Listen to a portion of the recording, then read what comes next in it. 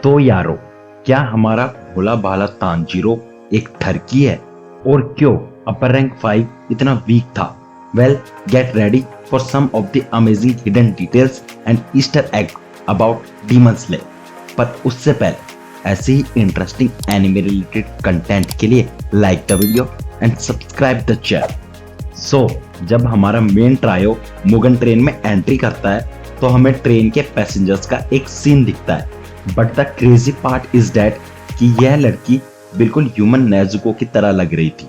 इसका face and outfit almost similar है Nezuko से। डीमन स्लेयर की ओपनिंग्स सबसे ज्यादा ईस्टर एग से भरी होती है। वेल, एंटरटेनमेंट डिस्ट्रिक्ट आर्क की ओपनिंग में हमें तांजीरो, जेनेत्सु एंड इनोसुके के रिस्पेक्टिव हाउस ओनर दिखे थे, जिन्हें इन्होंने बाद में इन्फिल्ट्रेट किया था। एंड इसी ओपनिंग में शो के दूसरे कैरेक्टर्स का भी कैमियो था, लाइक वो आदमी जिसे इनोसुके ने पंच किया था एंड वो आदमी जिसके हाथ डाकी ने काट दिया था। तांजीरो की जो पिक्चर एंटरटेनमेंट डिस्ट्रिक्ट आर्क की ओपनिंग में यूज की गई है वो वही सेम पिक्चर है जो मुगन ट्रेन की ओपनिंग में यूज की गई थी। सीजन 2 के एंड में जब ग्योतारो तांजीरो को मार रहा था तो वो उसकी इंसल्ट्स भी कर रहा था।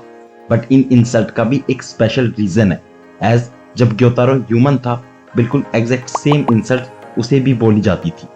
उसी सेम फाइट में तांजीरो ने डाकी का एक पैर काट दिया था एंड जब डाकी ने अपना पैर रीजनरेट किया तो उसके साथ उसके पैर की क्लोथिंग भी रीजनरेट हो गई। सो या तो ये कोई मिस्टेक है या फिर जो क्लोथ डाकी ने पहने हैं वो उसकी बॉडी का एक पार्ट है। इसका मतलब वो कभी भी अपने क्लोथ्स को अपने हिसाब से चेंज कर सकती है। शायद यही रीजन है जिसके कारण डाकी के क्लोथ्स डिफरेंट है डीमन स्लेयर के चाइनीज वर्जन में। वेल, चाइना के रूल्स एनिमे को लेके बहुत स्ट्रिक्ट है। सो चाइना में डाकी के आउटफिट को सेंसर करके उसकी बॉडी को ज्यादा कवर किया है एंड यह सेम टेंगन की तीनों वाइफ्स के साथ भी हुआ है। Mugen train and entertainment district की फाइनल बैटल के बाद के सीन्स को अगर तुम ध्यान से देखोगे तो तुम नोटिस करोगे कि टेंगन एंड रेनगोकू दोनों की सेम आई इंजर्ड हुई थी बैटल के बाद। एज अ ह्यूमन, ग्योतारो को स्टारवेशन के कारण इंसेक्ट्स एंड माइस को खाना पड़ता था एंड इसीलिए उसकी डीमन वेस्ट इतनी स्किनी है। यह उसकी as a human extreme hunger को सिंबलाइज करती है। वेल, सीजन 3 के फर्स्ट एपिसोड में जब मुजान ग्योतारो एंड डाकी की डिफीट की बात कर रहा था बाकी अपर मून से, तो कुछ सेकंड के लिए हम मुजान की बुक में देख सकते हैं कि उसमें नंबर 133 एडिशन लिखा है। इसका मतलब मुजान अब तक टोटल 133 डिफरेंट फ्लावर्स पे रिसर्च कर चुका है ताकि वो ब्लू स्पाइडर लिली का रेप्लिका बना सके एंड सनलाइट को कॉन्कर कर सके। एक्स लोअर मून क्योगई का नाम का मतलब होता है coming of the bore. And crazy part तो ये है कि क्योगई आर्क में ही इनोसुके का इंट्रोडक्शन हुआ था। सो क्योगई का सिर्फ एक ही काम था, इनोसुके का इंट्रोडक्शन कराना। तांजीरो एंड रेनगोकू में एक स्पेशल चीज कॉमन है, एज जब रेनगोकू को मुगन ट्रेन के स्टार्टिंग में एक ओल्ड लेडी ने फ्री फूड ऑफर किया था, उसने उसे एक्सेप्ट कर लिया था एंड बाद में उसने उसके पूरे स्टॉक को खरीद लिया। सिमिलरली, जब तांजीरो को नेजुको को कैरी करने के लिए एक फार्मर ने फ्री बास्केट दी थी, तांजीरो ने उसे मना करने के बाद भी फोर्सफुली उसके बास्केट के पैसे पे किए थे। तांजीरो एंड रेनगोकू दोनों को ही किसी के डेप्थ में रहना बिल्कुल पसंद नहीं। सो जब गैन्या ने हानतेंगू के सैड इमोशन पार्ट के हेड को कट कर दिया था तो हम क्लियरली देख सकते हैं कि उसके हेड का लोअर पार्ट मिसिंग है, एज गैन्या ने उसे खा लिया था ताकि वो डीमन पावर्स ऑब्टेन कर सके। अकॉर्डिंग टू मीम्स, ऐसा कोई एनिमे नहीं है जिसमें जोजो का रेफरेंस ना हो एंड डीमन स्लेयर कोई एक्सेप्शन नहीं है, एज तांजीरो की यह वॉक बिल्कुल सिमिलर है जोजो की इस वॉक की तरह। सोर्समिथ विलेज इतना हिडन है कि इवन तांजीरो को भी वहां ले जाते टाइम उसकी नाक एंड आंख को कवर किया गया था एंड रास्ते में बहुत सारे कोकेशीज को चेंज किया था एंड इवन कोकेशीज के साथ क्रोज भी चेंज हुए थे।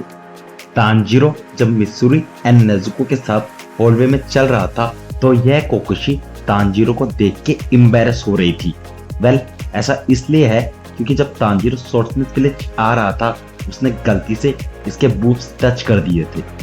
सो तुम में से बहुत से लोगों को टेंगन की स्वॉर्ड का डिजाइन बहुत पसंद होगा एज वो है ही इतनी कूल।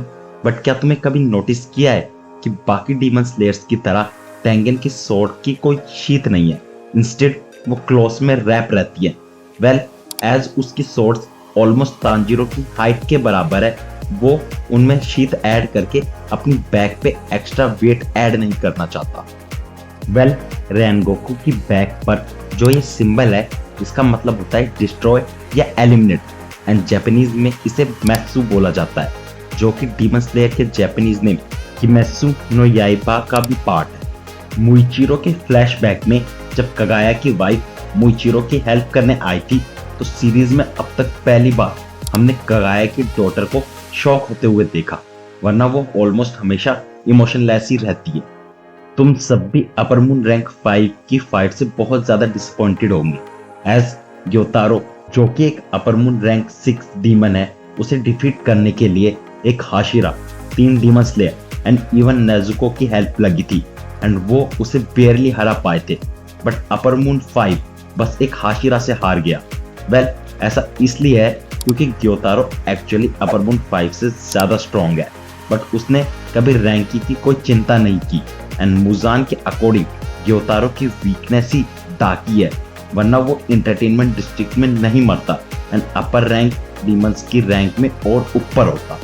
वेल, इनमें से तुम्हारी सबसे फेवरेट डिटेल कौन सी है एंड कौन कौन सी डिटेल्स तुम्हें पहले से पता थी, मुझे नीचे कमेंट करके बताना मत भूलना। And for such interesting anime related content, hit that subscribe button.